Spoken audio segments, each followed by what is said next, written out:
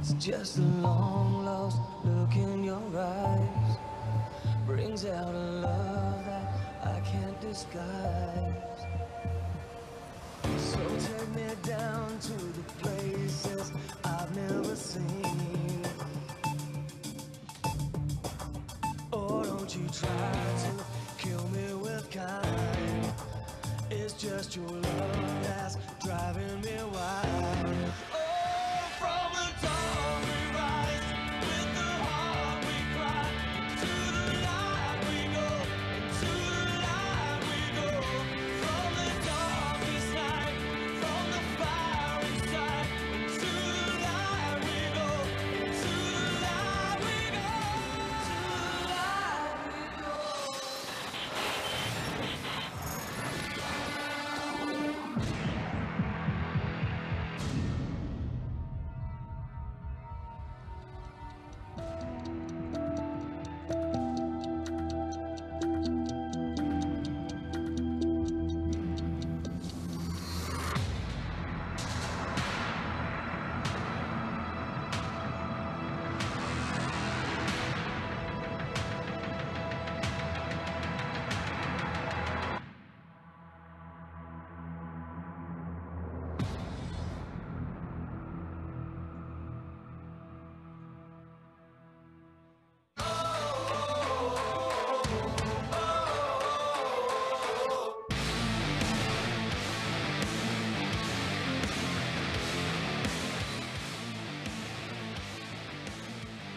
And welcome to the Busan Sajik Gymnasium for the LCK 2018 Spring Split Finals. I am Valdez. With me is Papa Smithy. We're going to be bringing you one sick best of 5 between two fantastic teams. I hope you guys are ready to go.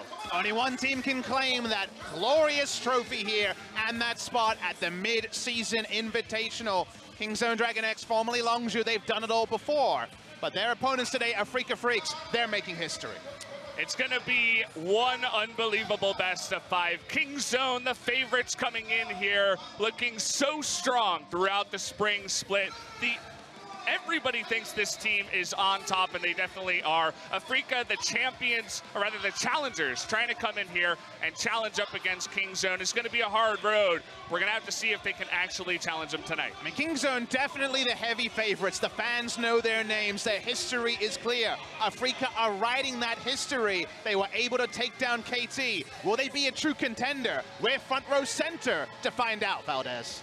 Yeah, it's not the teams, not the names you would expect coming into tonight. It's two new ones, Kingzone, DragonX, Longzhu getting the new sponsor in 2018, and the Afreeca Freecs, a team that you would see in the playoffs, but never really in the finals, and they finally make it, Papa. They only had their first career best of 5. The last one out, they had never made it past the wild card match. Here they are in the grand final. It's the first final. As we look at our lovely Korean casters first before you see us, it's the first final in Korea since Champions Winter. That's right, we don't even have winter season anymore, but Winter 2012-2013, where SKT, KT, or formerly MVP, then the Samsung organization have played in. That last final, Najin Sword, before there wasn't even a Najin Shield, but Najin Sword were in that final. They were taking on Azubu Frost at the time. Prey actually played in that final 6 years ago. Here we are, no KT, no SKT, no Samsung. It's a new champion. Yeah, it's going to be a pretty sick one. Lots of history coming into this one. Or rather, we're rewriting history here, as you were mentioning. New teams, a new year. It's going to be a lot of fun. We have a fantastic studio here, fantastic stadium, so many people. It's nearly filled out, actually, right at the beginning of the entire cast. So it's going to be a great one, Papa. The Spo TV final as well. So very, very hype here in the Busan Sajik Gymnasium. Last Busan final for the LCK 4 years ago, and history plays a very important role. Not a lot of these players are true rookies. We do have Keen, first full split as a player, making a grand final. Peanut back into the grand final for the 5th time. So many different storylines plenty of Kingzone fans, though. Oh, and it should be no surprise that with the individual brands of Prey, Gorilla, and Peanut, along with being the reigning champions, they will be who dominates the crowd, as everyone knows Kingzone DragonX. It's hard not to cheer for this team if you're a fan. They are all fantastic players. Some of them the #1 spot in Korea and maybe even the world. Definitely. They are the favorites coming in. But guys, it is time. We're going to introduce our teams. Kingzone DragonX 16-2, defending champions, taking out SKT 3-0 under the Longju name, and they are looking even stronger this year. The best got better, Valdez. They took out Cuz. He's the substitute now. Their starting jungler in Peanut has easily been the best jungler in Korea in 2018. You don't often get defending champions, but we do have it here. And we'll see how Kingzone DragonX can do coming in as favorites, because remember, just 6 months ago, they were ranked outsiders when SKT came in as hot favorites for the Summer Grand Final. Yeah, could you expect them to come this far looking incredibly strong? You mentioned Peanut. They even got Cuz behind them, the substitute here for Kingzone DragonX. Who knows, he may even play because he was able to win the finals in 2017 summer. He has a finals under his belt. He is a Royal Roader. It's a super strong team of 5, and then you remember that they even have a very strong 6th player as well. There's so many storylines about this team. When Khan has finished a series, they are undefeated. He, of course, was subbed out for medical reasons. Last time they lost, that was against BBQ. They're coming off a 7-match win again. They only lost 2 best-of-3s in the entire season.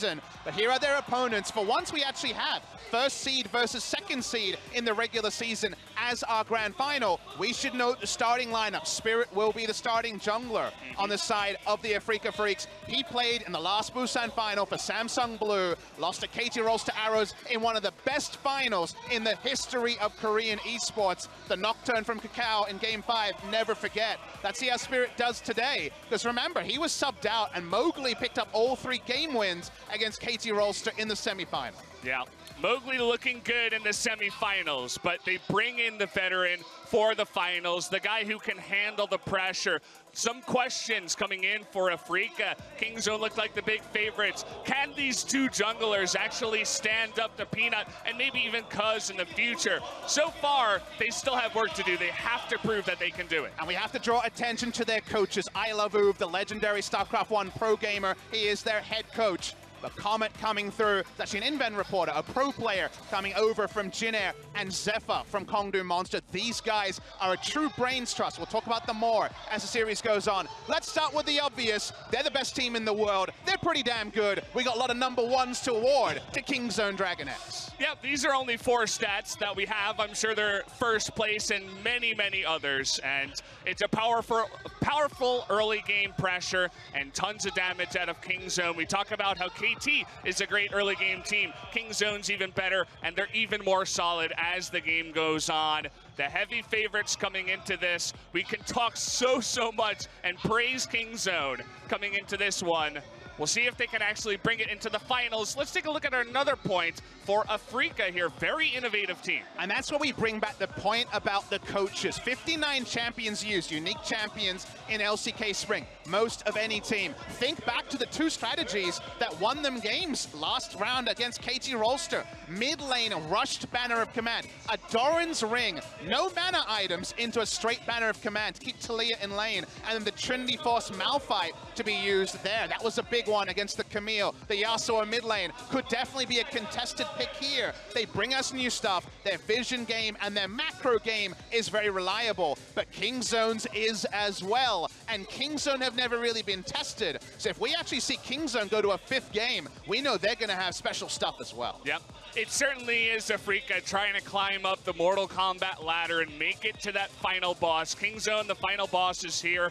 The strategies, the curious stuff, the weird stuff, the new, fantastic moves with the Karma, the Yasuo, the Malphite, they're going to work against KT. Can they work against Kingzone and this guy? Huge cheer from the crowd. Peanut, one of the most recognizable names in Korean League of Legends. He is the first player ever to make 5 straight LCK finals. 2016 Rocks Tigers, never forget, those were the first two. Two with SK Telecom, coming off a loss, of course, against his bigger brothers, Prey and Gorilla. He joins them now. They've got 3 Rocks Tigers. Unfortunately, their opponent team in Afreeca can only field 1. And when it comes to the regular season, Peanut was levels above our expectations, and our expectations were high. We did not think we would see SKT Peanut. We knew he would have a level up going back with Prey and Gorilla, but the level to which he has reached has been unobtainable for any other jungler in the LCK. Yep, Peanut getting so many lessons from Coma, you can say, over at SKT. So many people saying he learned so much, came to King's Zone, and looks even better. This is another guy we have to talk about, though. Afreeca Freecs Kuro, the number of used champions is first in all of LCK. 15 unique picks, and the highest kill percentage out of anyone in the LCK. And a lot of them have been strategically used with mastery, not just thrown away, well, I'll try this. The Yasuo, a great pick into the Talia, could see it today. The Vel'Koz has been picking them up from other players. He has his own champion pool. He's brought back picks. There were ironic picks. Azir was the champion that every joke about Kuro was centered upon after he was dunked by the Master Yi from FLICKR in the mid lane years ago. Now it's a must ban against him on the Azir. He's got the unique stuff. We may have seen 15. We could see another 5 in one best of 5. He certainly is one of the main puzzle pieces for Afreeca Freecs' success so far in 2018. He plays so many different champions, and he plays them to another level. He certainly has upped his game. You know, even last year, the year before that, you could say, oh, you know, he's okay. He's all right. He's pretty good towards the top in terms of mid laners, but now he's looking to make an even bigger name for himself. And remember, these 2 mid laners were the joint MVPs last year, almost joint MVPs this year. BDD won in the regular season, but his closest rival was Kuro, who has, like you said, continued to build. We'll move it up. We'll move it up to the top lane. We'll move it up in terms of hype. Khan versus Keen. We have the story of Keen, who came in with half a season on Ever 8 winners, was relegated on that team. Kind of reminds you of another guy, BDD or something like that. Keen comes in this year. He's a reliable starter. He replaces Marin, one of the legendary names in Korea, and has made the team better. They squared up behind him. He hasn't been playing the carries this year. It's mostly been on the tank champions, but he could certainly flex that way. And Keen will be a competitive opponent for Khan in lane. And you can count the players in the world that you could give that title on one hand. A very important piece of the puzzle for Afreeca as well. But speaking of which, the support matchup is going to be huge. Gorilla, top 3 supports in Korea.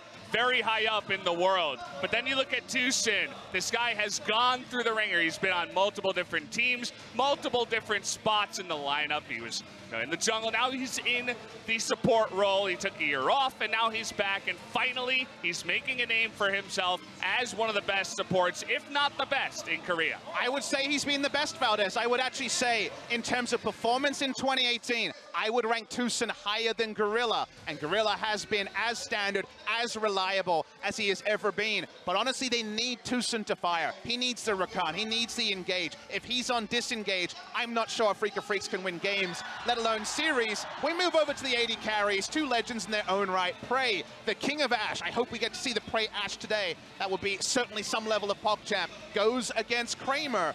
Kramer wasn't always the starter in 2018. Aiming, of course, was preferred for a time. He is no longer available due to off-the-rift issues. Kramer has still been reliable, one of the best KDA 80 carries in the league. I don't use that ironically. His laning phase is good, but he is the sort of player who from time to time can make critical mistakes. Certainly. I mean, we've been talking to this guy a little bit. He certainly offers a bunch of his success to his duo laner, Tucson, in the support role. It's not about Prey versus Kramer. It's Prey and Gorilla versus Kramer and Tucson in the bottom lane. The 2v2 is going to be the big story down there. Certainly some targets could happen down there, but guys, it is time. We are getting down to it. We are going to introduce the 2 teams that are here in the Sajik Busan Gymnasium. It's going to be, of course, Afreeca versus King's Zone. We're almost there. I'm so hyped to see this. The crowd is building up. I think it's time. We're going to do it, so stay tuned, guys. Let's introduce our 2 teams.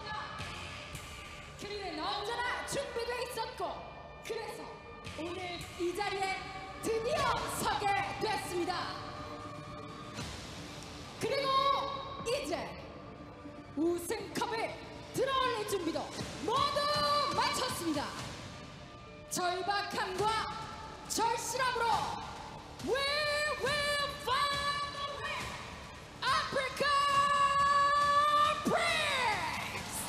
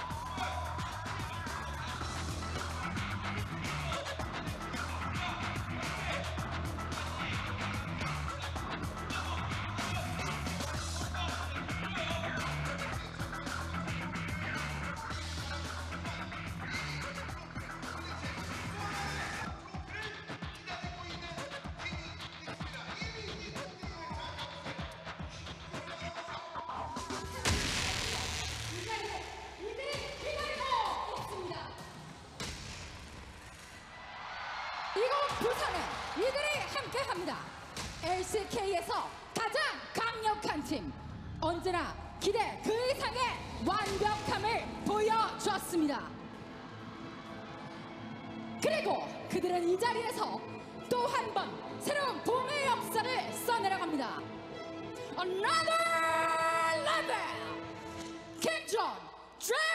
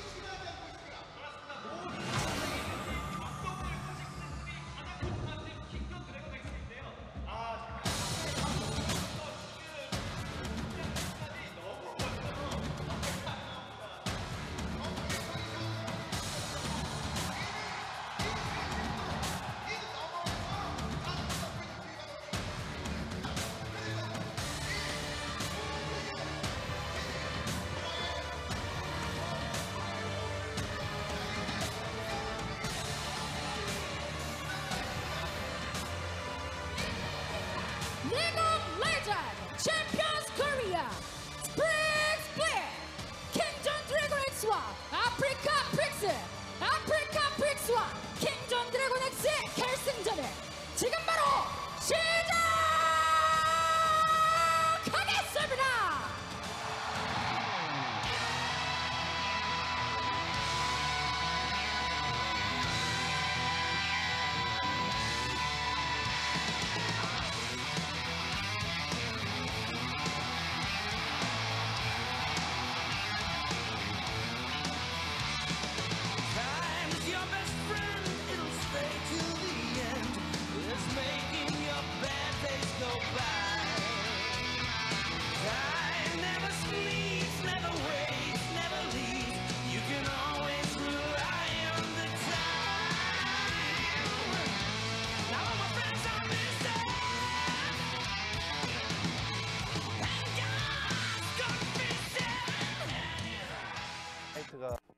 LCK 결승전은 처음이고 첫 프로 데뷔하고 첫 번째 결승인데 5번째 결승전이고 저 6번째인가요? 이제 6번째 결승. 세 번째 결승인 것 같은데 한 번 우승하고 한 번은 준우승하고 이번에 이제 또 우승하러 왔습니다.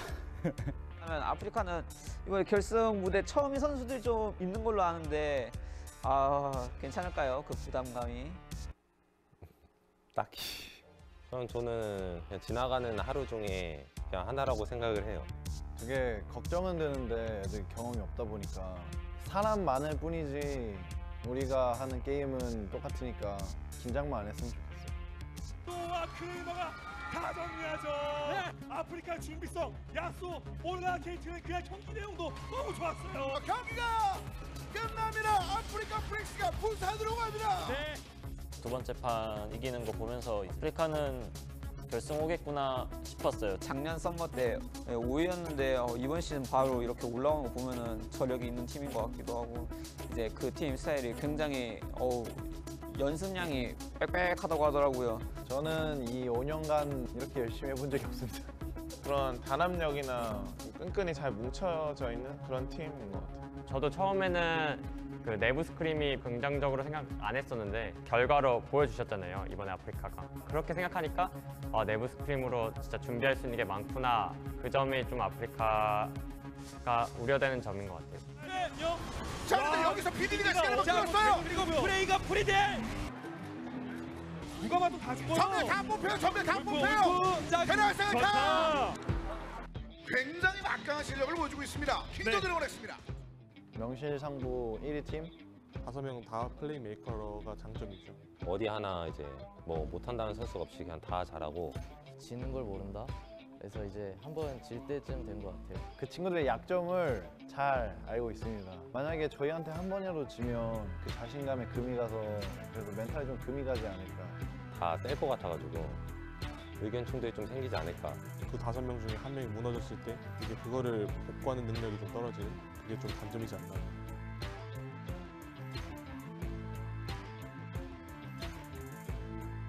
뭐 기인 선수 잘하는 선수고 한데 뭐 아직까지 제가 좀 더 낫지 않나 싶기도 하고. 칸 선수는 약간 정글 싸움? 갱을 불러야죠. 기본기에 충실하게 된다면은 저희가 실수만 안 하면 이길 것 같습니다. 저는 그냥 아무 생각 안 들고 저만 잘하면 된다 생각해서 그냥 딱히 아무 생각 안 하고 있어요. 인정합니다. 잘하니까 피넛 형님이신데 이번에 제 바람은 제가 이제 형 소리를 듣는 거죠. 이번 결승에서는. 그렇게 세지 않은 라인전이라 생각하고 저랑 왕호 형이 같이 하면은 다 이길 수 있다고 생각해서. 서영아 조심해라. 보성이 하이라이트에 너 들어간다. 미안한데 종인아, 너의 프릴라 듀오의 시즌은 조금 간 것 같아. 지금 종훈이랑 종이가 좀 많이 잘하거든. 너네 하이라이트가 거기 들어갈 수가 있다. 아프리카에서 가장 경계되는 아무래도 투신 선수 살짝 경계되네요. 걱정은 또 딱히 안 돼요. 왜냐면 저희 범현이 형이 잘 막아줄 거라고 당연히 믿어 의심치 않고 있기 때문에 편하게 저희 아래 라인 믿고 가는 편입니다. 투신 선수가 플레이메이커 역할을 엄청 잘하는 것 같아서 이니시를 서포터가 잘 열면 나머지 4명이 엄청 편하기 때문에 정말 기대가 돼요. 맨날 만나던 선수들은 이제 얘가 이렇게 하겠구나라는 그런 느낌이 있는데 이제 투진 선수는 워낙 공격성도 강하고 변수 있는 플레이를 많이 하기 때문에 내가 어떻게 그걸 즉각 대처를 할지 그 걱정이 좀 많은 것 같아요. 정말 프릴라 하면은 진짜 약간 좀 공포의 대상? 실수도 없고 되게 안정적이고 이제 뭐 플레이메이커면 메이커, 뭐 팀을 지지하는 역할이면 역할, 이걸 제일 잘한다고 평가는 보여주기 때문에. 그렇지만 이제 좀 저희가 실력이 느는 건지 아니면 프릴라가 좀 떨어지는 건지 잘 모르겠지만 옛날만큼 잘하는 거 하지 않더라고요. 그래서 진짜 저희도 할만하지 않나 생각하고 있습니다. 종이가 이렇게 잘 될 줄은 몰랐는데 잘 된 것 같아서 되게 기쁜데, 원래 이제 오래 해먹던 선수들 이제 뭐 울프, 마타, 코장, 고릴라 이렇게 보통 4명이잖아요. 근데 그중에 저만 지금 남았거든요. 제가 그 4명의 자존심을 지켜서 열심히 투신을 맡고 저희 오래된 라인을 한번 지켜보도록 하겠습니다. 범윤이 이제 제가 24시니까 범윤이 25인데 25이면 늙었거든요. 이제 범윤이 형이 이제 슬슬 손이 또 느릴 텐데 또 피지컬로 또 눌러서 결승에서 떨어뜨리겠습니다. 풀업 5팀이 있었잖아요. 저희 팀 빼고 이제 4팀이 있는데 저는 4팀 중에서는 그래도 제일 쉬운 상대라고 생각하거든요, 솔직히 말해서. 아프리카 팀 상대로 졌던 기억이 없어가지고 그냥 뭐 강팀이긴 한데 살짝 아쉬운 강팀? 저희가 지금 1등 있고 아프리카가 2등이 있는 거죠. 저에게 킹존 드래곤X는 매번 신경을 써야 되지만 그렇다고 또 놔두면 안 되는 약간 그런 존재인 것 같아요. 걸림돌? 이제 우승이 한 발자국 남았는데 꺾어야 하는 그런 걸림돌? 산? 그런 느낌? 저희가 킹존에게 상대 전적이 많이 안 좋아요. 그래서 만약에 이번 결승에서 넘어서게 된다면 저희 팀 자체로도 정말 큰 의미가 있지 않을까 싶어서 되게 신기하더라고요. 작년에는 강등권이었는데 한 시즌 지났다고 바로 결승권에 오니까 좀 운이 좋았나라는 생각도 들고 네, 여러 가지 생각이 들더라고요. 이제 6번째 결승 오게 됐는데 솔직히 말해서 6번째여서 좀 많이 왔다 이런 생각보다는 우승은 꽤 했는데 그래서 우승했던 기억이 없어졌던 것 같아요. 그래서 이번에도 또 우승하고 싶다 좀 이런 간절한 마음이 많은 것 같아요. 많이 간절했거든요. 그 간절함을 이번에 후회 안 하도록 보여드릴 수 있도록 정말 열심히 준비해서 오겠습니다. 결승에 대한 향수라 해야 되나? 막 고향에 다시 가고 싶은 그런 느낌? 그게 되게 강했어요. 다른 팀들의 결승을 보고 있자면은 이게 가슴이 막 아픈 거예요. 그런 게 있어서 이번에 되게 열심히 해서 왔는데 이 기회 정말 놓치지 않고 열심히 해서 꼭 우승 트로피 들어올리도록 노력하겠습니다. 제 모든 거를 이제 결승전에서 다 쓰고 싶어요. 날진 화이트 실드가 그 당시에 이제 지금 아프리카의 코치인 제파 코치님과 저는 같이 보듀오였거든요. 그때 제가 스피릿 선수한테 졌었는데 지고 나서 진짜 승부의 세계는 이런 거구나라는 걸 느끼면서 무대 뒤에서 정말 엄청 울었어요. 그때 정말 울고불고 하면서 갈고 닦았던 실력을 이제 정말 스피릿 선수한테 이만큼 달라졌다라는 걸 제가 한번 보여줄 수 있도록 정말 열심히 노력하겠습니다. 범현이 형 4년 전에 우리한테 지고 많이 울었다면서 이번에 눈 좀 많이 붓겠네. 종훈이 형 긴장하고 있어? 구성아 너도 좀 긴장해라. 많이 떨지 마시고 열심히 준비하시길 바래요. 화이팅!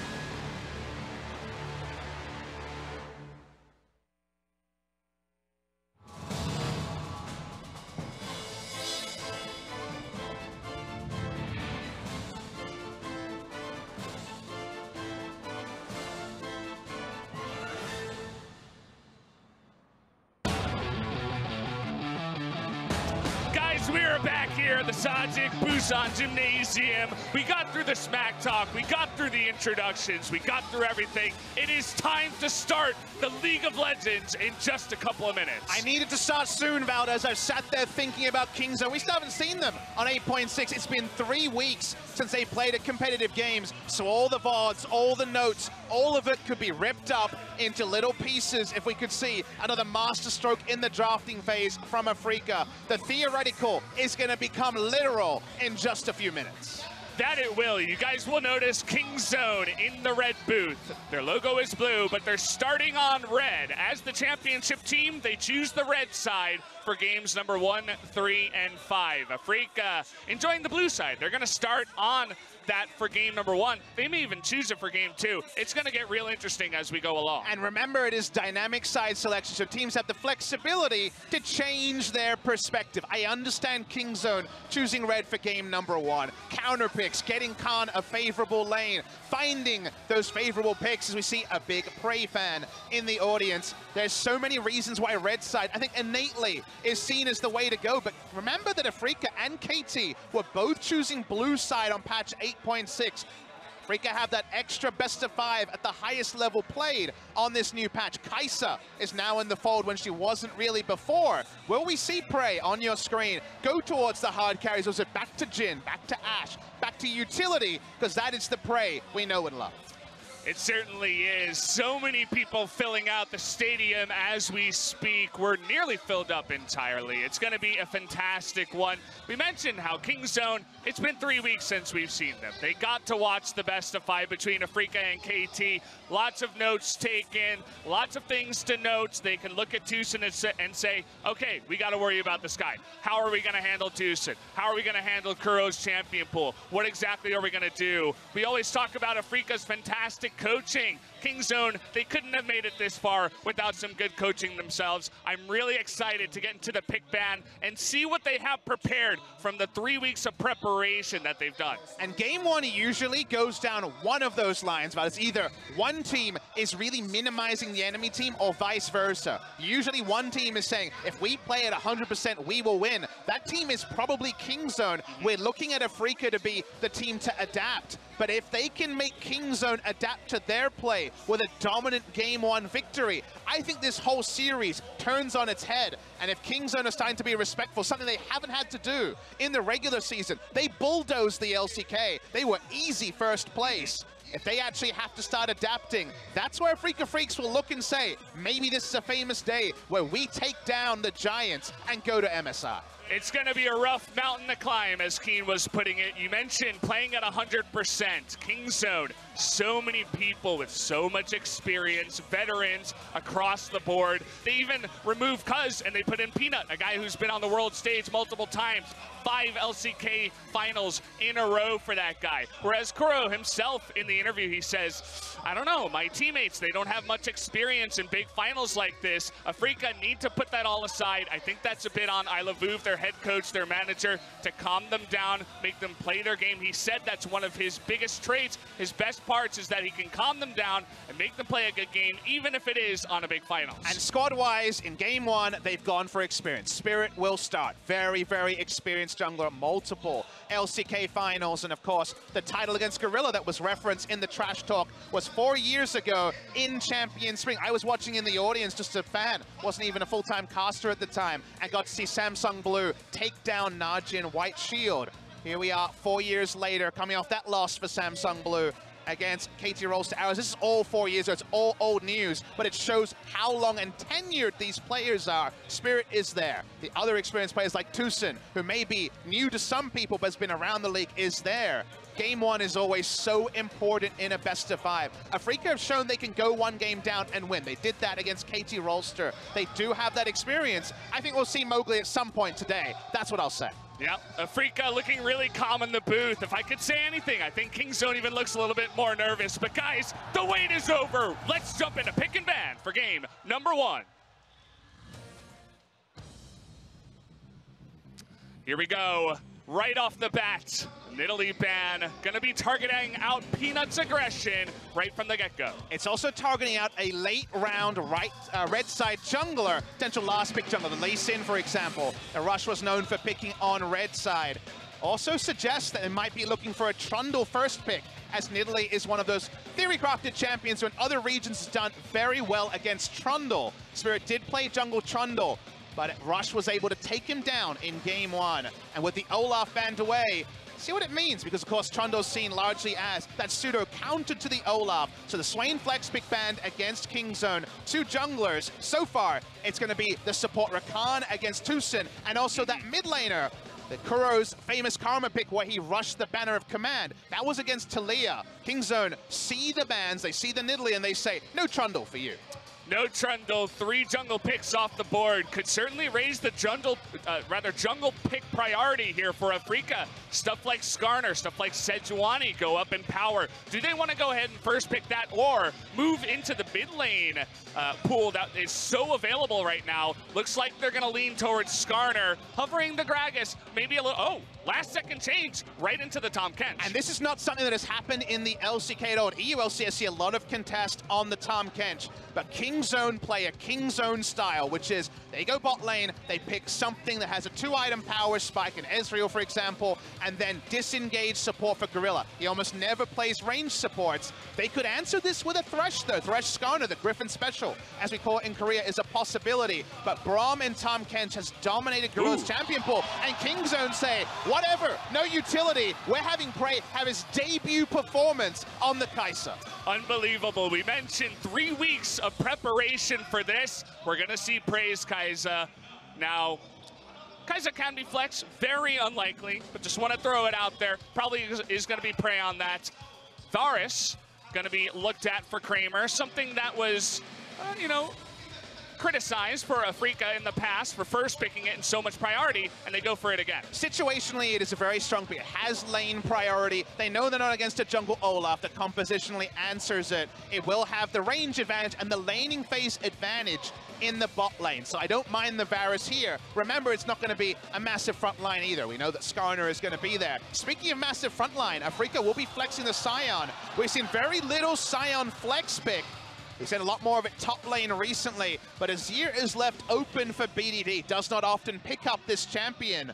That means that Kuro looked past it to flex the Sion. I wonder if he has something special prepared. They flash the Azir, ignore it. They will take a first round support. It's going to be the Alistar, so definitely more aggressive compared to the 11 games of Tahm Kench and 11 games of Braum. Yeah. And surprisingly, between these two teams, Braum actually falls through picks and bans.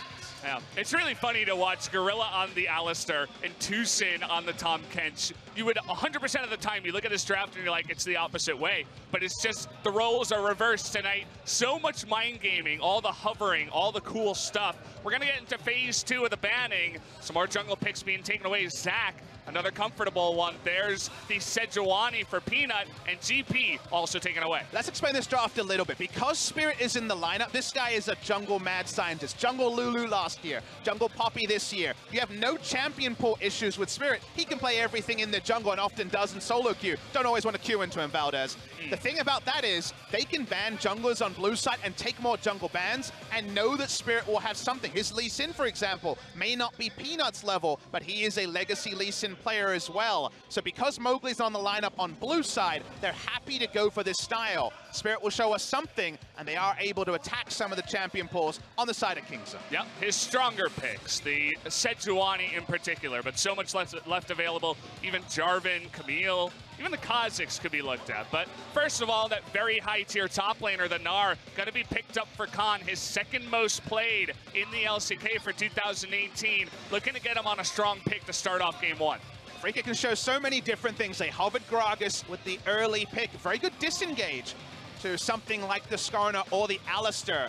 This would be a jungle pick for the side of Afreeca. They will lock it in, so it's very, very standard. No mad scientist in game 1 just yet. Waiting for the flex pick here. Seems like it will be Sion top lane, as we were mentioning. People moved away after the Roar of the Slayer nerf from that mid lane Sion. Mid lane matchup, it's a blind pick. Azir would be the safest choice if they were not going to be taking the Sion in the mid lane. King Zone will be expecting this. It is an old favorite from Kuro. It's locked in. What is BDD going to show us? He has been spamming Conqueror Yasuo in solo queue. I don't know if this is the matchup he's preparing for, but it's worth noting because Valdez, I guarantee we see some of that Yasuo today. Guaranteed, no doubt. If we're looking at high tier picks, you think about Ryze, you think about Galio, but hovering the Zoe here into the Azir, is he gonna lock it in? This is a matchup we see in other regions, bringing back the Zoe. We've seen no Zoe in the LCK recently. I messaged Gorilla and said, you've been seeing any Zoe? Didn't answer my question, Valdez, and it seems like he's had something prepared. BDD brings back the Zoe. Not gonna have the same wave priority, but neither will the Azir. Both of them have been targeted in terms of pushing. Man, oh man, the pick comp here from Kingzone is so powerful. If you are isolated and then you take a ride on that Skarner ultimate and Kai'Sa feels strong enough to jump in with the killer instinct, you will die fast, Valdez. The Kingzone DragonX mid-game, very, very powerful here. Whereas Afreeca Freecs, they also have power in the mid-game as well. Hopefully power plus power means fire and fire, and we get plenty of fighting in our game one. Yeah, the big thing here for me is that a lot of carry potential for BDD and Prey. They can really pop off. The other guys certainly going to be supporting them in a big way. But then we talk about the heroes so far for Afreeca. You talk about Tucson, you talk about Kuro. Normally it's the initiation for Tucson, but this time he has to take a back seat. The pick comp for Kingzone is going to have to be countered by Tucson. He's not a stranger to Tahm Kench. He's played 7 games of it so far in the spring split. It's going to be him and Kuro in the late game with the help of Kramer to try to carry this team. No Afreeca fan was asking for Tucson to take a backseat. No one said that was their path to victory. There is ultra comfort on the rest of the roster, but Tucson taking a backseat is certainly a risk with how Afreeca have found their leads. Deft remembers that Alistair headbutt pulverize. Whereas on the side of Kingzone, some new stuff. The Kai'Sa jumps up in priority. They have lane priority in top lane as Gnar will eventually be able to push in the Scion. Pretty balanced roster. No big winner in the drafting phase, but a hype first game and some new stuff from Kingzone expected. It has been 3 weeks since they played on stage. It's going to be a lot of fun. You also get to look at Peanut, not on an aggressive carry-style jungler. Hey, he's going to be you farming say a bit. that after the early game. After the early game, once he hits level 6, this guy is going to be visiting every single lane. But guys, it is time. I hope you're ready because I certainly am. Let's get into game number 1, Kingzone DragonX up against the Afreeca Freecs.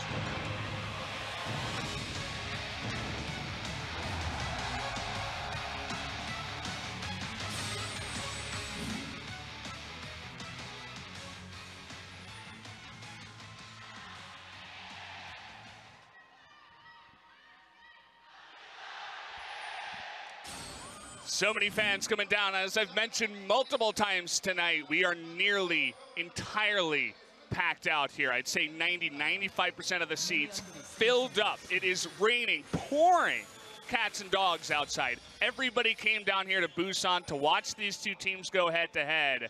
It's going to be a sick one, guys. Yeah, we may not be on the beach this time. We are inside, and thankfully with the weather report, that one worked out. Good job, Spo TV. Spo TV final. First final for the Afreeca Freecs as an organization in League of Legends. Some very tenured players. Spirit, of course, no stranger to these LCK finals.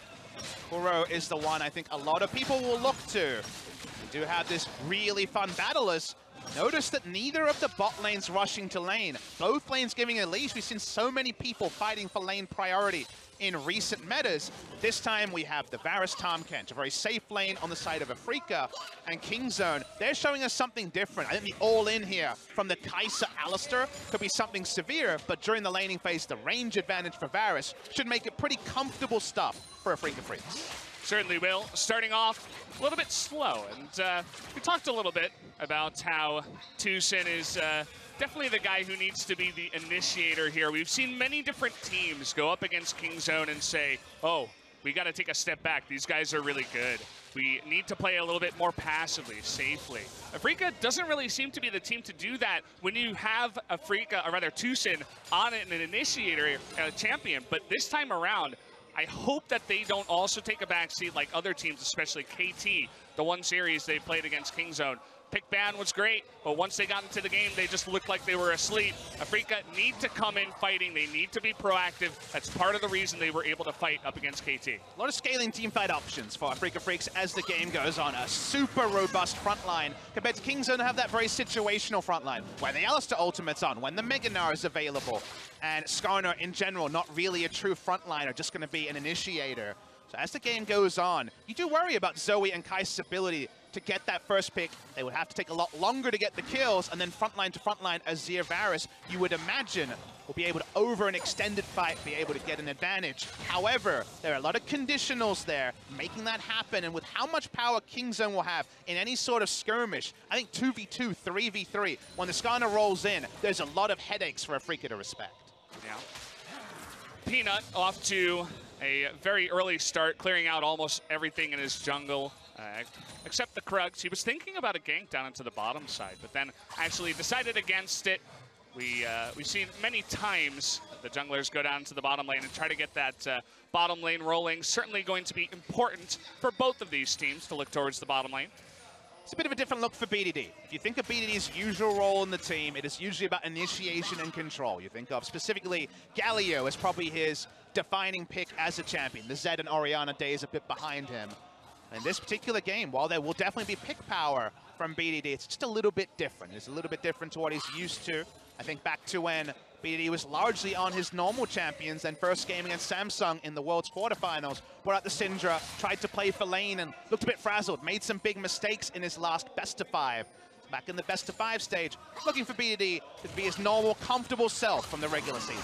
Megan R comes in, the Predator is on. First gank coming into Keen. Can he get away from this one? An early flash means the answer will be yes.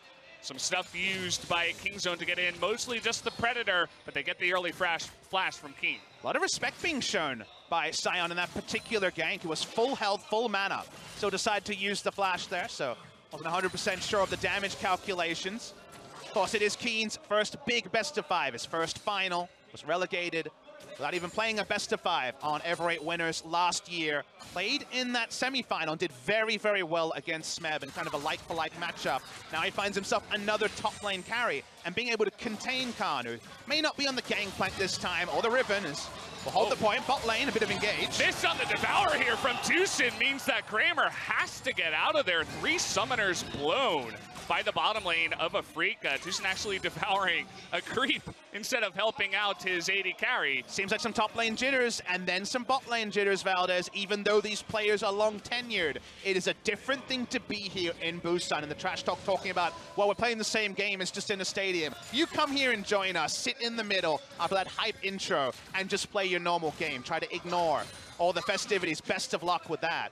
So a little bit of tenderness, but it doesn't lead to a kill. It just does give unforced errors over to the side of Kingzone. Yeah, and unforced errors is not what you want. When you're going up against one of the best teams in the world, you need to make sure you're cutting as many corners as possible. You know, staying in lane as long as possible without going back, trying not to miss even just one creep. Or if that means trying to run away without losing your flash to a gank, stuff like that. But if you're going to continuously make errors, certainly Kingzone is going to come back to bite you and gank you where you're weakest. Right now, Vision pretty even. You do notice there is mid lane priority for Kuro with the double control ward, stopping Zoe from going for any roams, potentially trying to launch a Paddle Star or a Sleepy Trouble Bubble into the enemy red side. Gorilla gets a very greedy freeze off from this and is able to get the lane priority onto the side of Prey and Kingzone. So mid lane priority for now. Peanut doesn't really care. If no ganks happen pre-6, he doesn't matter if there's no mid lane priority. As long as that changes post-6, he'll have plenty of options. So when you have the Skarner, things in the first 3 to 5 levels aren't quite as relevant. But for now, at least, no BDD and Peanut gallivanting, invading. Right now, things pretty even on both sides. Kramer and Tucson not having the best start in the bottom lane, but it looks like they're going to go towards the Krugs to just catch up a little bit. So the freeze was pretty heavy there. They gave over a freeze. So if you follow that logic, you have to also give over lane control. They don't know where Alistair is. So for now, just getting the extra farm and then re-evaluating. And if Gorilla was out of lane even further, then you know something suspicious is up. Yeah. Certainly does mean that Gorilla and Prey are both going to hit level 6 first, denying a bunch of XP as well as the gold. So Kramer and Tucson have to be even that much more careful when it comes to that engage. We always talked about Tucson's Alistair, but certainly Gorilla can show up. Doesn't look like he's very nervous tonight, Papa. But this is a win for Kingzone. They were able to pull off a freeze and go even in CS against a Varus lane. And that already, given our expectations, is more than Kingzone deserved, just on the pure 2v2 matchup and the power of Kai'Sa against the Varus. So because of that mistake, walking up as Kramer and losing both summoners, it is extra gold towards Prey, who seems to be going for the Rage Blade first, although there's so many disagreements on when to build the Rage Blade, and just in general, the Kai'Sa builds outside of min-maxing your evolves, that we'll wait and see when the finalized items come in. So far, looking at the mid lane, BDD has been having his way just a little bit, denying some creeps and landing those Sleepy Trouble Bubbles onto Kuro. looking okay. He's not too far behind. I was wondering where Peanut was going to go. He got the flash up in the top lane as well as Kramer's flash. He certainly has his options to go for his first Impale gank. So far, we haven't seen much. He's just back to farming on his blue side. I want to remind the fans, it's patch 8.6. It's a bit surprising that it's going to be the Runic Echo actually built by the Gragas in this game before the AP buffs come through on 8.7. 8.7, the live patch that we're all playing on right now. So relevant that we're just a little bit less scaling. Still going to go for the one-item power spike. It was always a big choice. Gragas was often Runic Echo into tank. I just want to point out here that it's a change from the norm from what we've seen on 8.6. We've seen that resurgence of Cinderhulk Gragas in the last few best of fives. Spirit having a little bit of trouble denying that control ward from going down. Peanuts up a level here, getting very aggressive in the jungle. But here we go, the roam from Tushin in the bottom lane. The exhaust coming down. Peanut blowing his flash, but he's going to get locked up here with the Chain of Corruptions. There it goes. First blood over to Spirit. Peanut with a bit of a mistake. Too aggressive in the enemy jungle. Yeah, bot lane didn't have eyes on Peanut there. They had backed away. The bot lane was able to walk over and use the Abyssal Void, so Tahm Kench came out of a control ward. There was no early call, and Skarner was done for. Peanut accepted his fate, wasn't going to try to run away in the easy way, didn't want to give the kill away over to the Azir. Ends up going over to the Gragas. It was messy in the cleanup, but at the end of the day, it is a kill to the Afreeca Freecs against the run of plays. We got to fight Khan in a lot of trouble, gets solo killed by Keen. What is going on? Keen showing up tonight. I think he was in the shop. That's the only thing that makes sense. He was so low in the laning phase. We'll have to get a replay to confirm it. But if we're going to point out Afreeca's mistakes, Kingzone, DragonX, 2 critical errors, and suddenly it's a line ball game, 500 gold lead to Afreeca. We talked about how Kingzone are the favorites coming into this one, but a couple critical mistakes, and also Afreeca. Game number 1 is so important for them to win. If they can get off to a good start, then who knows? Maybe even Afreeca can come in and win tonight. Then it's really anybody's series. It's a bit longer for Khan to get lane control now as well. Already frozen heart onto the Scion. Black Cleaver and then some is probably what's needed to actually have this sort of presence and pushing in the lane. That was a nice paddle star from BDD. Yep. Wave clear might not be as big, but you hit that full range paddle star, it's still chunking you out. Zoe gets nerfed, but still does the incredible damage. Low on mana, but Kuro still is going to go back. Let's take a look at the replay. So it wasn't actually being in shot. We finally get the confirmation here. Khan is just trying to play halfway down the lane. Gets hit by everything. Doesn't even get hit by everything. I'm trying to predict what happened because of the health bars, but it's an extended trade. It looks like it's all going to be even between the two, but actually just gets hit, doesn't flash, and his damage calculation is on. So wow, Khan just completely outplayed in the 1v1 by Keen. A straight up solo kill, and the biggest thing for me is that Keen is coming in here. We saw other people looking a little bit nervous, Keen with the early flash, but then the second he notices it, it's just like he's playing at home. He's like, oh, I can get the kill, goes for it, does not have championship jitters, and immediately gets the solo kill on one of the guys we were calling one of the best top laners in the world. And when it's Kingzone, you make assumptions. It had to be this niche case. Sometimes it's just the player made a mistake. Khan made a pure mistake in the 1v1, 3 weeks away from his last game. That, of course, the reward, and sometimes also the penalty of finishing the regular season first place. Makes a mistake, won't be able to dwell on it for too long though. The game still has a long way to go. But Kingzone are largely favored in the mid game. We're not cresting it just yet, but it's coming. Skarner hasn't been able to find an Impale. Top lane made a mistake, and Afreeca might actually have the inside track to their first Drake of the game. So we got a really nice ward in the Dragon Pit, but notice that Keen is already making his way down. Could try to come in, does have the teleport advantage, and I think because of that, Kingzone just not even going to challenge here. The first Infernal Drake going over to Afreeca to start off this early game. Priority bot lane versus priority mid lane was the expectation. And it ends up doesn't mean much, as they were able to roam down with the Scion. There was no teleport on Khan, and the mid lane priority doesn't translate into any sort of contest. Lovely to roll high and pick up an Infernal when your Gragas is going for a bit of ability power as well. So things are certainly turning up Afreeca in our first 15 minutes. Certainly they are. You talk about RNG on the Drakes, the next one is going to be Ocean. So obviously the weakest Drake in 8.6. Talking about ganks here, Peanut does have a 1-for-1 somehow, even though he is 0-1. Not exactly sure how that works out. Maybe the stats are flip-flopped there, as Spirit was the one to get the kill onto Peanut in the jungle. Item build starting to come in. Rageblade on both sides. Rageblade purely for the W passive and the power when Varus has the ability to stack up those attacks very high and get the E in, rather than necessarily the same one-item power spike as before. Unique interaction with the Kai'Sa. It's how quickly you can proc that passive and get the missing health damage onto a front line. Rageblade, just a single item for Kai'Sa, makes her a tank shredder in many ways because she stacks it up. She really powers through any sort of frontliner, and there's plenty of frontliners on the side of Afreeca Freecs.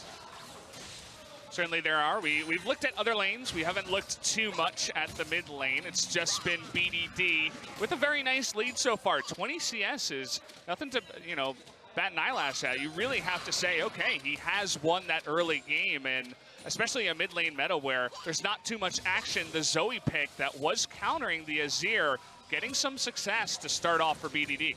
Can be so powerful when the grouping phase starts. No solo kills in this game. Seeing Prey, look for a bit of aggression, but we know that Skarner is in base, so won't be trying anything. There will be a point in the mid game where they can't burst down the front line though, Valdez, where a trouble bubble and some autos from Prey won't kill the front line, and then Varus will have no threat on him at all. There is very little backline threat. The closest to backline threat is a headbutt pulverized flash from Gorilla. So getting to the backline means that around 2 to 3 items, Afreeca's tankiness will overwhelm the mid-game damage from Kingzone, and that will present a lot of problems for Kingzone trying to fight for objectives when they usually start becoming heavy contest around 25 minutes. Yeah. Certainly that late game is going to be looking quite fantastic for Afreeca. The Azir will eventually come online and do some sick, insane damage, as well as the Varus we all know and love. And as we mentioned, Tucson not on the engaged champion, not on the initiating one tonight, but the one thing about his Tom Kent's that I've noticed compared to other ones is that his map presence, his map knowledge, and just awareness is so good. His Abyssal Voyages are some of the best we've seen. It allowed them to get an early kill onto Peanut. I'll be looking for some more good ones later on in this game. Still a playmaker, even if Tom Kent is usually defined by his defensive Devourer ability. As I want to point out something else after going for the Runic Echo, it is going to be the Relic Shield line. It's actually going to be the Targon's Brace. It's complete. We'll see if I can actually fully explain that to you guys. We saw it in the semi-final as well, as Afreeca starts to walk up. We'll back away. Reason for this is you want to get warding from the jungle, but also be able to use a sweeping lens. You don't want to have just a single sweeping lens on your team. The Oracle lens so important. This is the only way you can get wards. That's why we see it takes a lot longer for the wards to be available. Eventually 500 gold just from grouping will come in from killing the minions, with no band, of course, for the ganks. And then you have wards and also the sweep from the jungle that's not available with another build path. Yeah. He's going to be doing some decent damage with the Runic Echoes, but after that, it's really just about the utility. The engage, he's got that ultimate. Speaking of engage, going in onto Tucson here, got a 3-on-3, getting stunned up.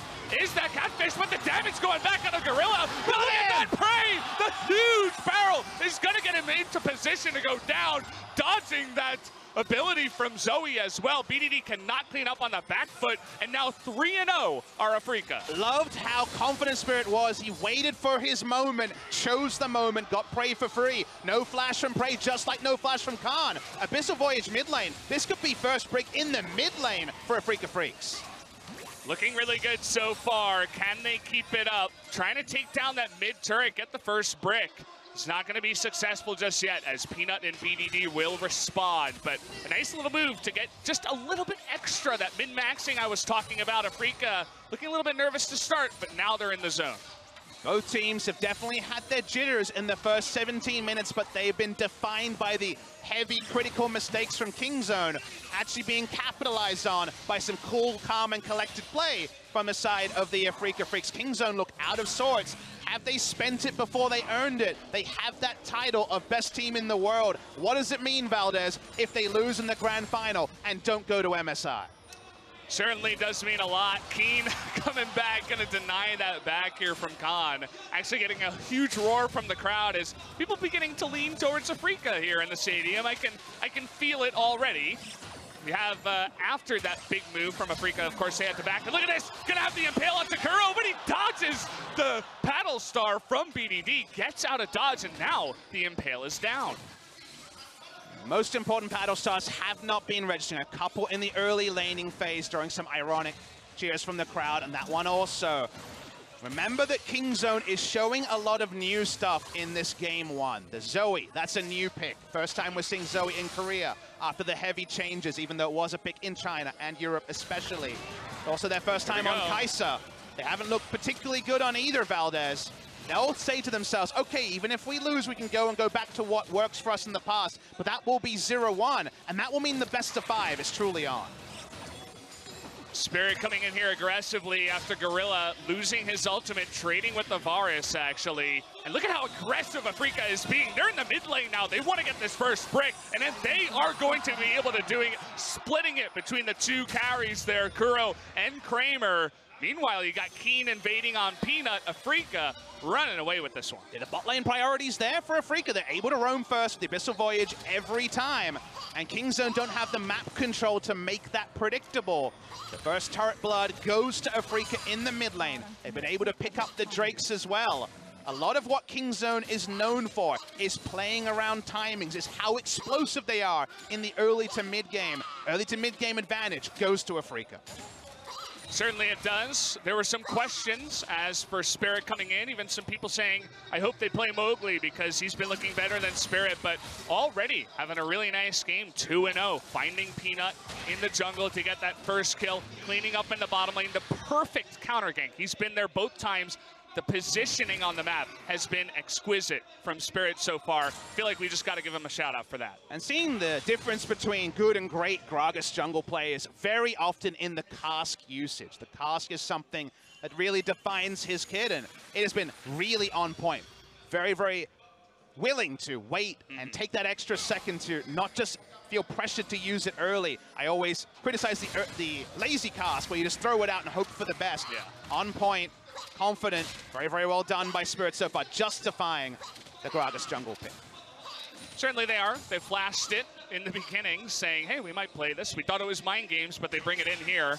Afreeca looking for their second Drake. I mentioned that the RNG wasn't so great for Kingzone, but just means another Drake stack here for Afreeca. What's going to be next? Will it be the Mountain? Certainly going to be nice, especially when you got Varus Azir. That will be some very fast Baron clearing later on in the game if they can get that Mountain Drake. Defining characteristic of this series is going to be talking about mid lane priorities, something that's used a buzzword in casting that not always explained. Really about the ability for mid and jungle, but let's just talk about a mid laner. Got an Azir in the back line trying to do that damage, but they went a little bit deep here. Now gonna get the lockdown. Prey is beginning to pop off. Khan now trying to come in here. BDD getting the sleep onto Spirit, but he gets away. Prey now in the front line doing that damage. Nice cast to trade it back. The Battle Star is gonna be blocked here by Keen, and Afreeca will successfully back off. But you see the difficulty of Kingzone, even though they had the first rotation, to actually kill one of the front line was very clear that Afreeca had gone too deep. And speaking of going deep, flashing in, trying to get that damage onto Kramer, and is successful. That means that Kingzone, nice little play there from BDD. They are going to be able to lock down that bottom turret. With those big ultimates being down, the cask in particular, and also the Azir and Varus ultimates for engage or disengage, the poke champion gets a couple of pokes in, they get the turret. Kingzone get their first map objective of the game, much later than they would have expected with the draft that they picked up. So while they picked up no kills, they get some deep vision, they move to the bot lane. They'll hope this ends the standard laning phase. The standard laning phase for once hasn't gone their way.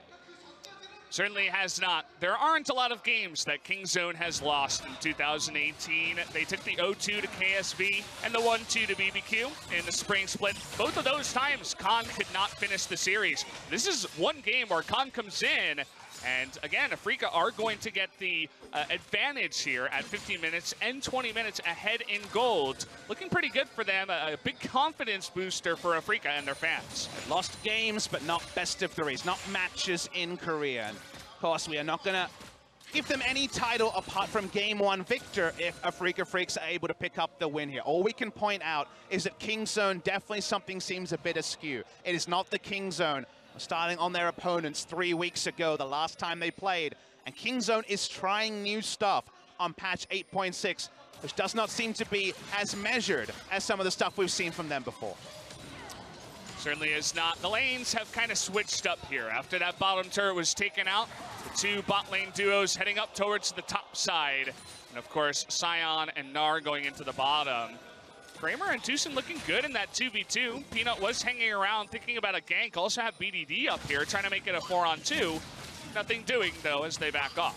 Build from Prey here is actually going to be the Rage Blade into the Hurricane. And Hurricane does proc the attack speed reduction on the supercharger, the E, or attack speed steroid, that is available onto the Kai'Sa. So the big story there is he can actually take down front lines with this build, but living against the front line, actually getting out consistent auto attacks in the mid game when he has to respect the damage output with no lifesteal is tricky to do. I don't feel like right now Kingzone are set up to get the maximum out of this 2-item build. Certainly is the case. Another objective here taken by Afreeca. I was wondering whether or not they would go for some kind of Baron shenanigans. They've done it before, especially with the Azir for Kuro. They're thinking about it. You know, it's definitely on the minds of Kingzone as well. You have to be so careful when you're going up against an Azir with a tanky jungler that they don't sneak that Baron objective away from you. A lot more Baron threat from the side of Afreeca if those two can be grouped, the Azir and also the Varus, compared to any duo that Kingzone can put together, although Kai'Sa with Rage Blade alone does insane Baron damage, thanks to that proccing of the passive. As we return to where the game state is at. Afreeca further ahead than I would expect at the mid game, and their front line is insanely tanky. The one-shot potential is not there for 2 items onto BDD or 2 items onto Prey. We already mentioned that Afreeca have more access to the back line with things like the cask and just the ability of Azir to change his positioning in a team fight. So it feels like Afreeca are set up to grow a lead. They have a vision lead as well, will control what's pushing up around Baron. But the longer that Baron is on the table, closer than an item like Void Staff is there from BDD. Here we go. go. Afreeca will wonder is they're actually turning onto the Baron at 25 minutes, and there's no response. You talked about the duo. That ward does not spot them coming in. They have no idea. This is going to go down, and there it goes over to Afreeca. The smite is perfect. Afreeca going to pick up Baron at 25 minutes. Kingzone, once again, don't have the usual control they do around the river, and should not be surprised that Afreeca punished them in the maximum way. The Baron damage on full display. Kingzone thought they had more time. They did not. They certainly did not. Spirit coming in here. I really wonder whose call that was. I feel like it was just a team effort. Their macro is so insane. Both of these teams, I feel like, have 2 of the best macro here in Korea, and you can really see it in effect in game number 1 already. And remember, because the Eye of the Watch is now available for the Gragas, they have 2 sweepers and access to many more wards that Kingzone can put down, and they won the early game and had mid lane priority, so they had the ability to push vision, clear vision, and good Baron damage. We would have criticized them if they didn't take the introduction. They didn't need a second one, no RSVP required. They run straight at the Baron, they kill it quickly, and now Kingzone DragonX are against the ropes, and they need to think of something fast. Super scary to go up against this composition when they're ahead like this with Baron. 2.5 minutes left. Kingzone need the perfect engage, but you're going up against a Tahm Kench and Azir turrets and all the pick, even the Varus chain of corruptions. You have to be so careful when you're going up against this. Will be a free Drake for Afreeca if they want it. Looks like they might go for a turret first. Let's see what they want to do here. Keen face checking. He's 4 levels up on Peanut here, but it is a 1v3, and you got Kai'Sa on your butt. It looks like he's just going to get away. And that should be the Drake and some more objectives going to Afreeca. Happily drifts away with the Sion, yelling cowards as he exits. Afreeca have the map control onto the Mountain Drake. That'll be an easy one, and suddenly the Baron speed goes higher. That's a bit worrying to think about, Valdez. Easily picked up for Afreeca. We didn't see that super play from Kingzone. Maybe the attempt with the Killer Instinct there was supposed to represent that. But right now, it feels like Afreeca have all the answers for what Kingzone has posed. The early game mistakes have been punished. They're taking over the jungle. They're strangling out Kingzone in much the same way Kingzone has done to so many opponents, and now pushing onto this inner mid lane turret. It's so perfect, too. They come into the bot lane. They beat everybody from Kingzone down. Cask is going to separate everyone. Looks like they really want to get this turret in the inner side. Not going to be able to do so just yet, but they bait them in, they take all the vision away, move in, rotate to the mid lane, take that out, or nearly all the way out. And Afreeca managing their waves very, very nicely, and the Baron push going very well. And if you're sitting at home and you're joining us for the first time this season, you're just here after Worlds, you remembered Longzhu and potential of the choke against Samsung. You just wanted to see Kingzone, this team that we've built up as this truly great team. Of course, the Spo TV intro of them coming out of the heavens. You won't have seen a performance that justifies those tags in game number 1, and you'll wonder, what's different here? Peanut has been very muted. They have not had mid lane priority like they expected with the Zoe into the Azir. So Zoe hasn't had solo kill potential. Khan might actually be solo killed himself. Another Abyssal Voyage comes in. They try to get that dive onto Khan. He does get away. Charge there from the Scion will not catch him, but again, another objective goes down. A huge Baron power play for Afreeca. So many junglers have boxed with shadows against Peanut in 2018. They've always been their second. They've watched as he's got the maximum in top, in mid, and bot with his ganks. That hasn't happened here. He was caught on the first rotation. The bot lane collapsed a second time. Now he's boxing with a shadow of the past in Spirit in game number 1. And now Spirit represents something they can't push through. They don't have an answer to the Gragas. Their team fight is not strong enough to take a true 5v5. So BDD and Peanut not being their usual selves compared to the regular season is what I see most clearly. And that is what is the most different from Kingzone compared to every other series we've seen in 2018. Yep. Couple of young guys on the lineup, even though Peanut does have so much experience, still a young player.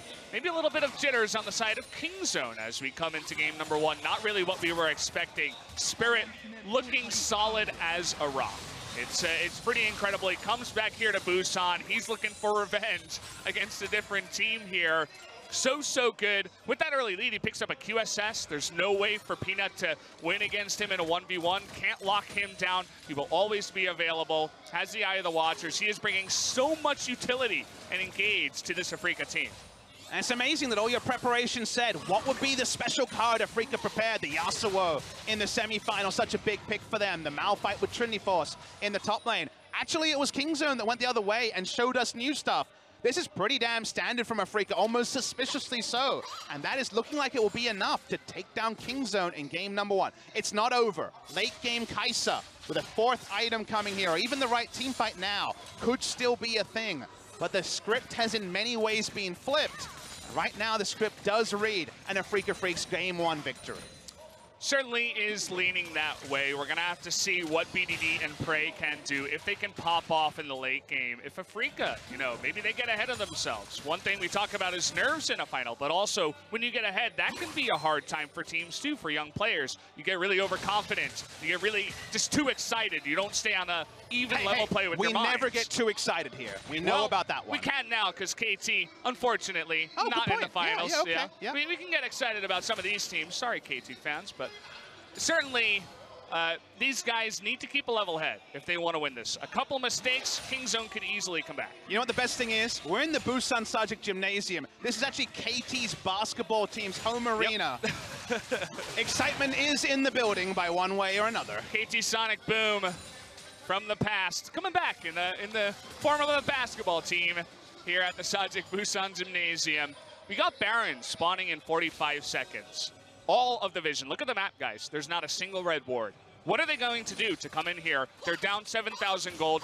There's now the Mountain Drake as well as the Infernal, the even stronger Azir and Varus. How do you steal that away?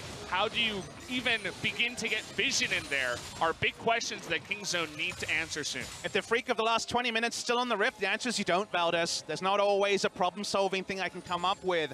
Kingzone risk their lives every time they walk up, and even just a full channel, decimating smash. A Gragas ultimate, they will be dead, and the Baron will be even freer. So the map control has been immense from the side of Afreeca. It was very likely to turn one way or the other.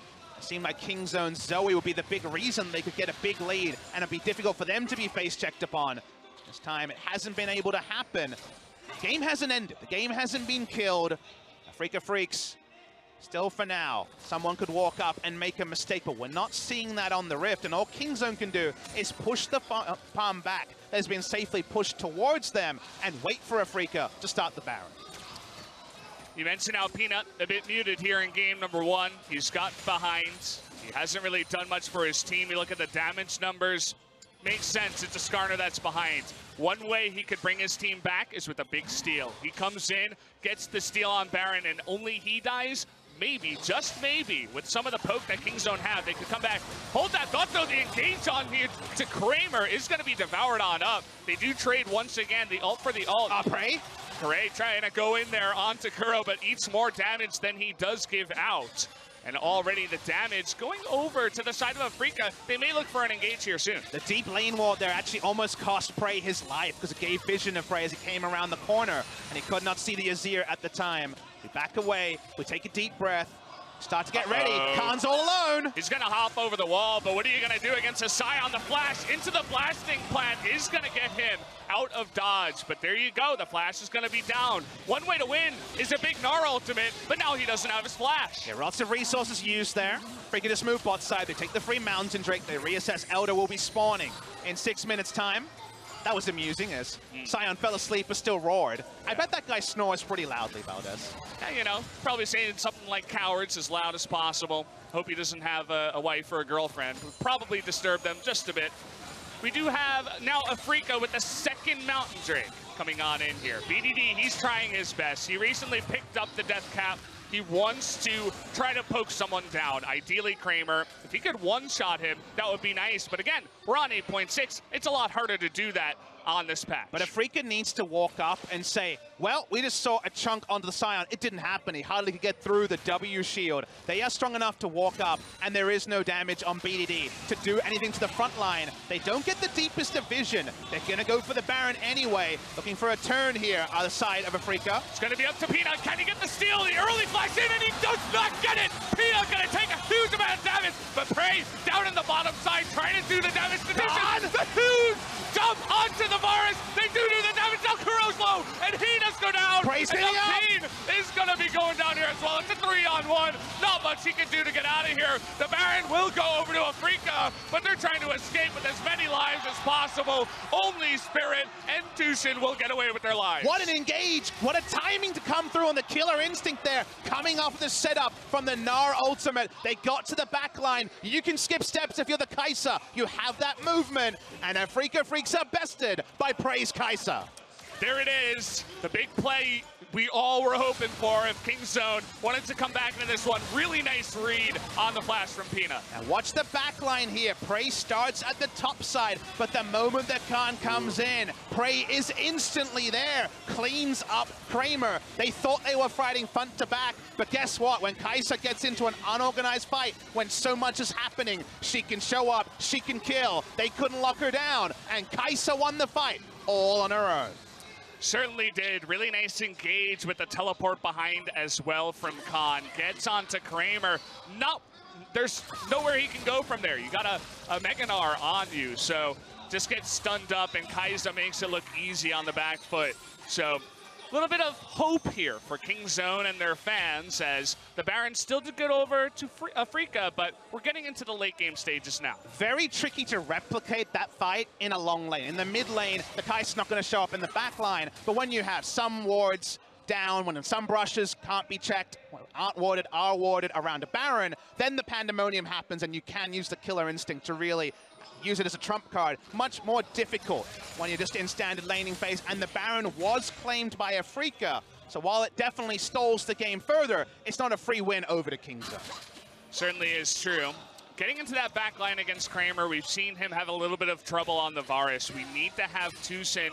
We talk about his initiation, but this time on the Tahm Kench, he needs to be there for Kramer, needs to devour him for those two guys that are going to be looking for the back line. If he can't successfully do that, and they take out the 80 carry real fast, I don't care how strong your late game team is, you're going to be having trouble. And we already spoke about how Kingzone were doing different things, bringing back BDD on the Zoe. Also what the Kai'Sa represents, because usually Prey is on those utility carries. 2-item Ezreal, the Ash for the arrows. This time he's on a hard carry. This time he has all the farm. This hasn't been Prey in 2018, but we know he can go hard carry when he needs to. Gonna be locked down here as Khan needs to hop away. Is gonna miss that Mega Gnar as well. Look at the damage already onto the turret. The double Mountain Drake doing that damage. They take out an inhibitor turret already.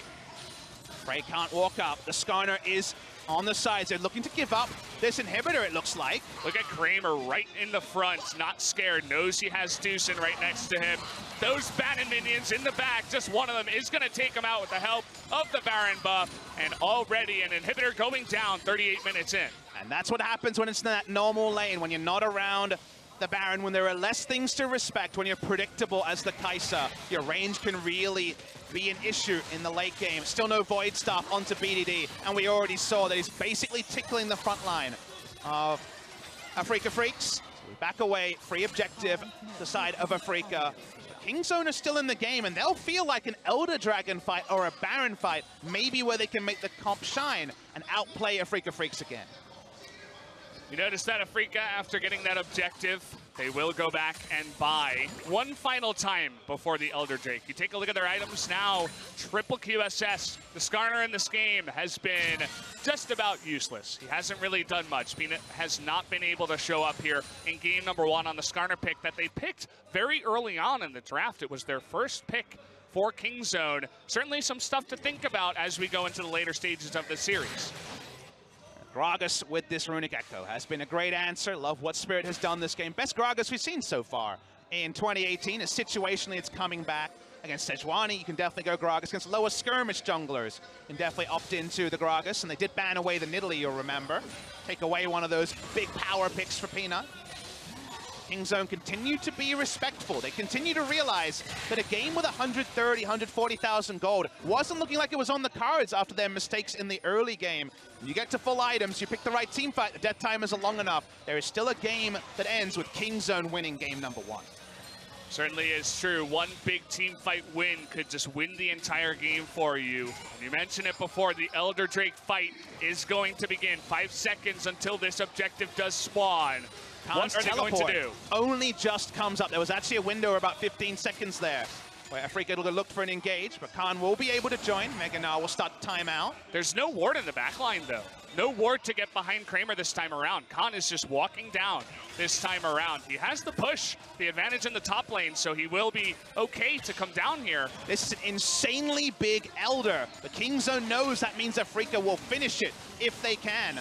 Huge damage already with the double Mountain Drake. Afreeca being respectful. We're so close to the game-winning moment, I feel like, Valdez. This Elder goes to Afreeca. Surely it's game 1. Remember Afreeca that one time against KT. KT went for the Cloud Drake. Afreeca just pushed down mid. The big initiation from Tucson wins them a game when they weren't really supposed to at that time. But now it's a totally different situation. Afreeca, they want the Elder Drake. They have great wards also to spot around every corner of this blue bus. They know exactly where Kingzone is at every moment. They hold that informational advantage. Can't even pop the Banshee Veil here from Kurok and BDD. Someone's got to go down here and clear those super minions. That's the one big worry. It's going to be Prey. He does have that W to try to get back into the fight. They see him go back, and immediately they start.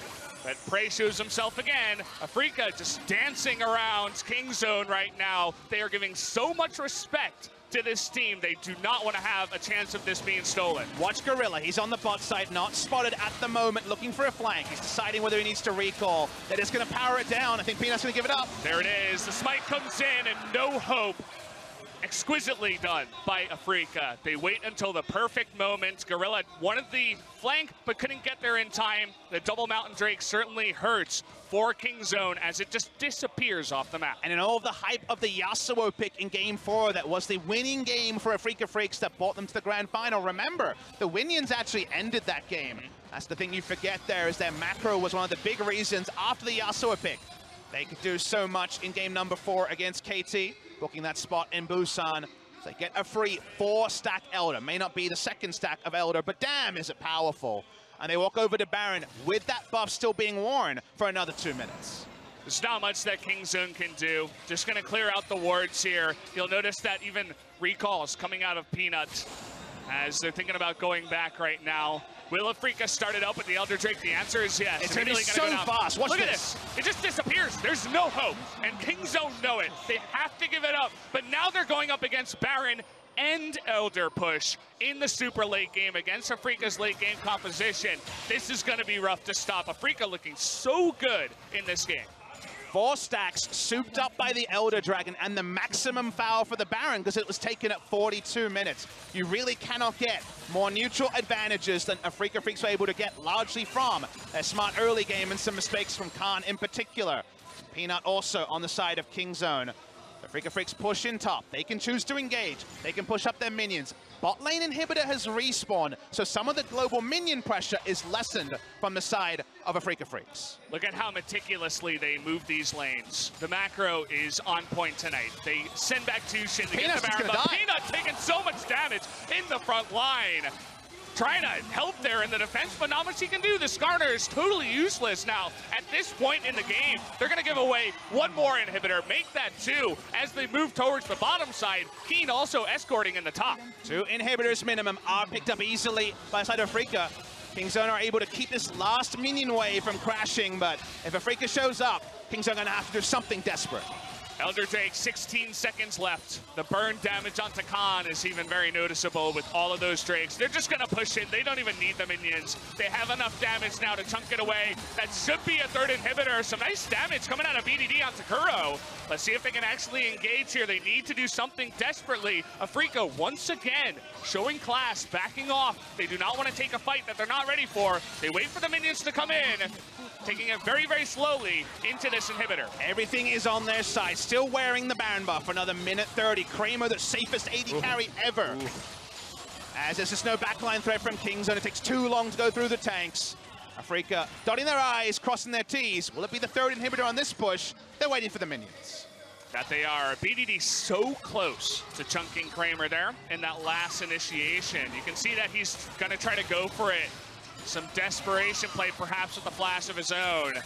Just looking to clear, and again, the inhibitor is not going to go down just yet. There it is, the engage from Gorilla, but in the front line is the tanks, and they're going to lock down Gorilla now. That ultimate is eventually going to go down, and the Alistair will be taken out, but Prey trying to go 1v5. Can he do it? He nearly takes out Spirit, and Kuro gets low as well. But in the end, the inhibitor goes down, and one member of Kingzone does as well. Afreeca, they will back off to fight another day. A lot of respect shown to how much damage Prey can do in these late game fights. Don't choose to go for more. Their front line was DPS'd out. The Warmogs means that Sion is full health again. Peanut is a glorified ult, nothing more. Very, very useless at this point in the game on the Skarner. So the game does not end on that push. A bit more life to Kingzone. But to what end? Because eventually 3 super minion waves will push in. And then whether they win the fight or not, it will probably be Afreeca Freecs going to game number 2. Afreeca now with the gigantic push, double super minions in every single lane. Bannered up melee minion, that's all they can get. They're gonna push it on in here. What can BDD do? You can see he's trying so hard with the paddle stars, with the flash that he does pick up, but nothing doing so far. Kingzone just gonna have to put on the miracle defense. SpoTV in the bottom right corner shows you still over 2.5 minutes for all of these inhibitors to respawn. A very long time on the map to face off against so much power on the side of Afreeca. Play this turret defense, a full iPhone game, trying to keep this thing going. They may not be out yet, but Afreeca Freecs know that eventually they can back off, and that second Elder, 4 stacks, could kill the game. Certainly could. Don't have the timer on that one just yet, probably about 3 minutes. Shades of Corruption comes in, and the cleanse from BDD and his own flash. So much respect shown. He needs to survive if they're going to wave clear, and so he will do just that. Will blow his summoners to try to wave clear. Kai's up in the top side. Prey gonna engage here onto Spirit. Gotta be careful about that. 4 super minions pushing up there. Where is the entrance here for Afreeca, though? They're having trouble getting to those turrets. They're just being respectful. They're waiting for Kingzone to go in. They want to use the cast to split. But now the minions start to push in. Watching closely here, they should lose their first Nexus turret. Gorilla, he needs to engage with the perfect devour there from Tushin, and the double knockup from the Efforts Divine. But Prey, he's going off. He's in the front line now. Keen taking a bunch of damage. No deaths here on the side of Kingzone just yet. Prey in the back line. Can he 1v5 this? He's taking that damage from Kuro. Doesn't look like the answer is yes just yet. Khan now gonna go down to Kramer. He gets his own backline access, takes out one member, getting to work on the turret now. Looks like Afreeca is gonna be able to take game number 1. Down goes the Nexus, and are you surprised? They take out Kingzone, the favorites, in game number 1. Afreeca Freecs, they went for the standard. Kingzone was the one that rolled the dice and says, we got new stuff after 3 weeks. The new stuff turned against them. No value out of the Zoe as the game goes on. Peanut for once, well held in the early game. No mid-jungle control. Really doesn't jive with the Kingzone strategy, and Afreeca Freecs can smile and say, we took game 1, there will be no 3-0. A lot of predictions, including mine, already out the door. And suddenly game 2 pick and ban, a mouth-watering one between Kingzone and Afreeca Freecs. You talk about predictions, the most common one I saw was 3-1 Kingzone.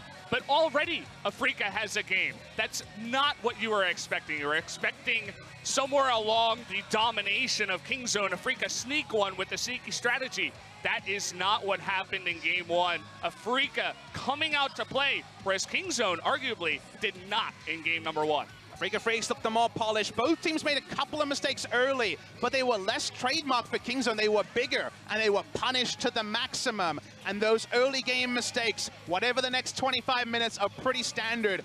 And practice League of Legends that Kingzone played, they couldn't paper over the cracks that were there in the early game. You talk about those early game mistakes. Once it got past that early game, these guys looked so solid. I talked about it before. Ila Vuv, that legendary coach, he said, I want to bring a team in that's not the strongest team and win the finals. He's already one game closer to doing exactly that. He is the guy that keeps them all calm. All these guys that do not have the experience in finals look so calm and cool and collected. Either way, guys, enough of the talk. We're going to go to a break before we get into game number 2. See you in a bit.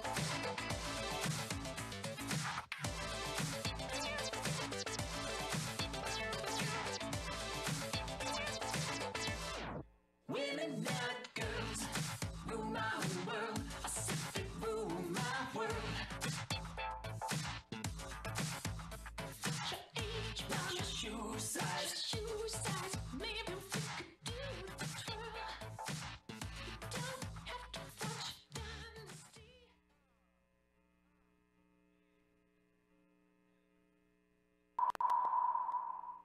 타이거즈 대단합니다.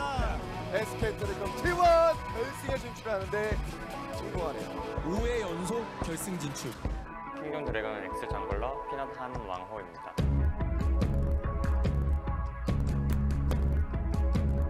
어렸을 때부터 좀 다른 또래 애들보다는 새로운 게임을 같이 시작해도 제가 좀 더 빨랐던 것 같고, 게임을 잘하는데 제가 좋아하는 거를 하고 싶다는 생각, 그때부터 그냥 자연스럽게 프로게이머가 꿈이다라고 당당히 말하고 다녔던 것 같아요.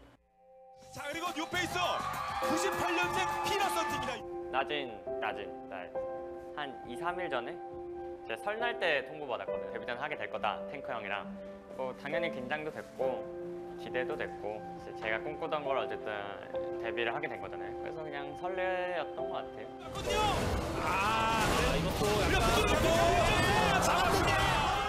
대회 당일 전날 연습을 하루 하고 왔거든요. 스크림을 하루 총 6게임 하고 왔는데 SKT전을 치렀고 2대1로 져서 그냥 너무 개인적으로는 그냥 아쉬움이 좀 많이 컸던 것 같아요. 그때 저는 확실히 좀 더 의지하려 했고 제 말에 좀 더 확신이 없었기 때문에 좀 더 세게 말하지 못했던 점, 그런 게 지금은 제일 큰 차이점 아닐까 싶어요. 큰 박수 주시기 바랍니다. 감독 선수 락스 타이거즈입니다. 정대철 감독님이랑 손코치님이 테스트를 6게임 했나? 5게임 하고 나서 직후에 바로 올라오셔서 그냥 바로 계약하자 확실하게 말해주셔서 저는 제 실력을 일단 인정받는 것 같았고, 그 덕분에 그때 당시에 락스에 들어가게 됐죠.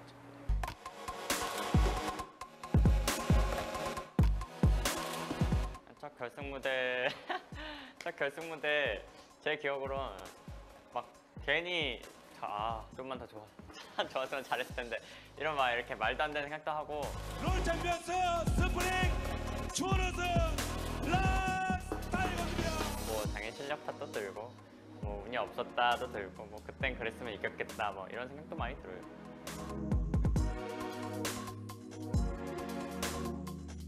이번에도 또다시 결승전에 왔습니다. 어떻게 이렇게 잘하는지 모를 정도로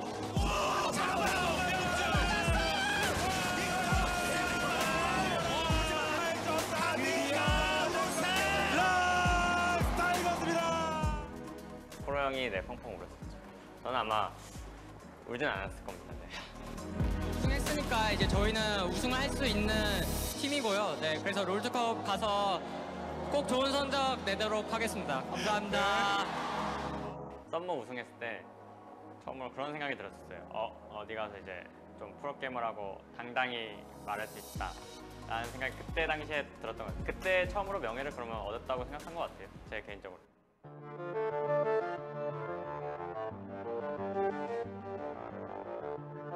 최고의 정글러라고 불리웠던 피넛 선수가 SKT T1에 들어가게 되었는데요. 네, 역시나 가장 주목을 받고 있는 페이커 선수와 그 정글러인 피넛.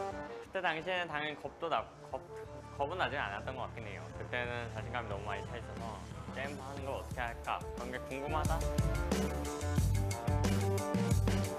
옛날에는 잠도 잘 못 자고 그랬는데 그냥 잠도 푹 자고 그렇게 막 큰 긴장은 되지 않았구나라고. 결국 이번 스플릿의 마무리는 SKT였습니다.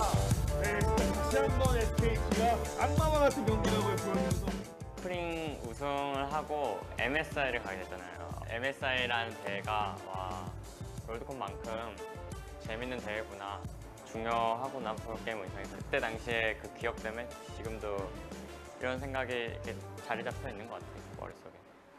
자, 결국은 그래서 엔트리 교체가 SKT 쪽에서 나왔습니다. 그런데 멤버가 블랭크가 나옵니다.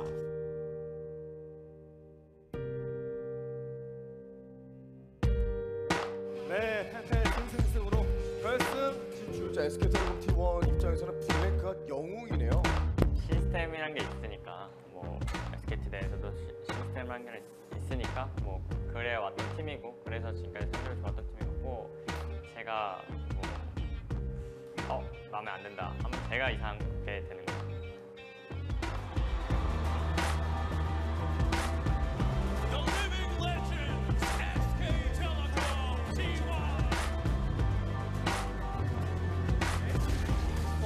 잘못 건 거 잡아 이거 충격파. 피넛 버티는데 이거는 잘못 걸었어요. 다 생존들 마지막 블랭크도 좋습니다. 그리고 넥서스가 발휘되면서 경기가 끝나면 게이밍. 지금도 뭐 당연히 지면 분하기도 한데 그때 당시에도 분했고 뭐 이런 생각을 떠나서 그냥 제가 1경기 나오고 교체를 당해서 3대1로 졌는데 그냥 저는 1세트밖에 못 나왔다는 제가 그 판에 뭐 안 좋았던 점 그런 것만 계속 생각하면서 지냈던 것 같아요. 축구로 치면 명문 팀이잖아요. 우승을 제일 많이 한 팀이니까 그 팀에서 1년 뛰었다. 그런 걸로도 만족하고 아픈 경험도 어쨌든 다 경험이니까 경험도 많이 해봤고 뭐 경험을 좀 많이 했죠. 다 잡아내요. 점프. 자, 페이커는 뒷점까지 안 와요. 그리고 여기 트리플 K 페럿. 킹전 들어왔을 때는 실패를 했을 때 왜 실패를 했냐 그거에 대한 이유를 이미 다 알고 있으니까 그냥 실수를 반복하지만 말자 라는 생각으로 지금 시즌을 보냈고 그래서 지금 이 자리에서 인터뷰하고 있는 거고 이제 4월 13일, 14일 결승전을 준비하고 있는 거죠. 자, 내가 나네. 이거 그냥 케이틀랜드 딜러만 쏙쏙. 네. 킹존. 네. 저걸 상대할 수 없죠. 이런 피넛도 대기록에 당당히 어떤 주인공이 됐죠. 5회 연속 결승 진출.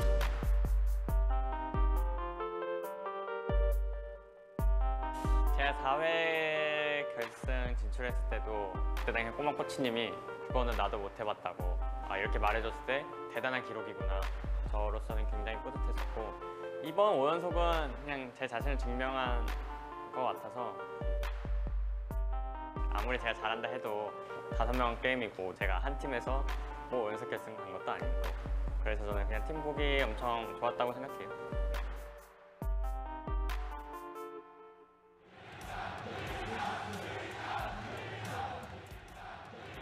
제가 락스 때는 처음으로 환호를 받아봤는데 와 진짜 환호성 쳐주는 게 저한테 너무 감명 깊게 받아서 뭐 롤드컵이나 LCK 결승 이렇게 대회를 가야 그런 환호성과 뭐 그런 감정을 다시 느낄 수 있겠구나 라는 생각 때문에 제가 지금도 열심히 하고 있는 이유 중에 하나라고 생각해요. 뭐 미드하면 페이커 이런 것처럼 언젠가는 정글하면 그냥 하나호 뭐 하나 선수 뭐 이렇게 되고 싶은 게 제 목표이지 않을까요?